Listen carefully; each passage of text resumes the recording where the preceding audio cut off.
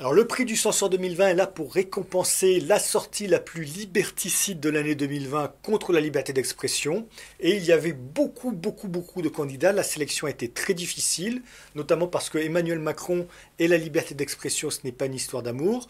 Aussi parce que 2020, ça a été l'année de la censure de la loi Avia. L'heureuse surprise du Conseil constitutionnel, qui n'était pourtant pas un foudre de guerre pour défendre nos libertés, mais qui s'est réveillé et qui a quasiment censuré intégralement la loi Avia qui faisait peser des contraintes extrêmement lourdes sur les opérateurs Internet, sous prétexte de lutter contre la haine, mais des contraintes tellement lourdes qu'elles allaient conduire à limiter sévèrement notre expression à tous.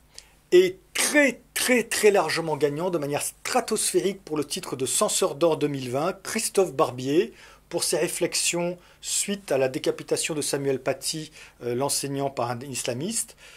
Christophe Barbier va de pulvériser de manière stratosphérique les limites, le plafond de l'illibéralisme, de l'abjection, du cynisme, en proposant donc de profiter de cette stratégie pour modifier la Constitution, pour refaire passer cette loi illibérale.